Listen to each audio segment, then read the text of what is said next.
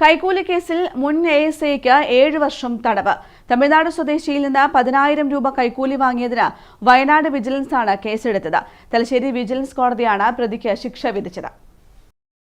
തമിഴ്നാട് ഗൂഡല്ലൂർ സ്വദേശിയെ കേസിൽ പ്രതിയാക്കുമെന്ന് പറഞ്ഞ് ഭീഷണിപ്പെടുത്തി 10,000 രൂപ കൈക്കൂലി വാങ്ങിയെന്ന കേസിലാണ് വയനാട് പുൽപ്പള്ളി സർക്കിൾ ഇൻസ്പെക്ടറുടെ ഓഫീസിലെ മുൻ അസിസ്റ്റന്റ് സബ് ഇൻസ്പെക്ടറും വയനാട് അമ്പലവയൽ സ്വദേശിയുമായ റെജി ജെയിംസിനെ വിജിലൻസ് അറസ്റ്റ് ചെയ്തിരുന്നത്. ഈ കേസിലാണ് തലശ്ശേരി വിജിലൻസ് കോടതി 7 വർഷം തടവിനും 500,000 രൂപ പിഴ ഒടുക്കുന്നതിനും ശിക്ഷ വിധിച്ചത്. 2016 വയനാട് വിജിലൻസ് കേസ് എടുത്തത്. പരാതിക്കാരന്റെ ഒരു ബന്ധുവിനെ പ്രതിയാക്കി പുൽപ്പള്ളി പോലീസ് തട്ടിക്കൊണ്ടുപോകലിന് കേസ് രജിസ്റ്റർ ചെയ്തിരുന്നു. സർക്കിൾ ഇൻസ്പെക്ടറുടെ ഓഫീസിൽ കേസുകൾ കൈകാര്യം ചെയ്തിരുന്ന റെജി ജെയിംസ് പരാതിക്കാരനെയും പ്രതിയാക്കുമെന്ന് പറഞ്ഞ് ഭീഷണിപ്പെടുത്തുകയായിരുന്നുവത്രേ. 30,000 രൂപയാണ് കൈക്കൂലി ആവശ്യപ്പെട്ടത്.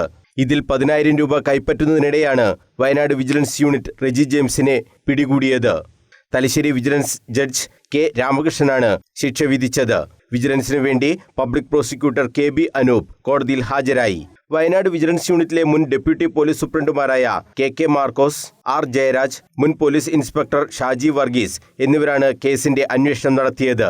അഴിമതി പൊതുജനങ്ങളുടെ ശ്രദ്ധയിൽപ്പെട്ടാൽ വിജിലൻസിന്റെ ടോൾ ഫ്രീ നമ്പറായ 1064 എന്ന നമ്പറിലോ 85 92 90 0900 എന്ന നമ്പറിലോ വാട്സപ്പ് നമ്പറായ 94 47 78 91 00 എന്ന നമ്പറിലോ അറിയിക്കണമെന്ന് വിജിലൻസ് ഡയറക്ടർ മനോജ് എബ്രഹാം അറിയിച്ചു.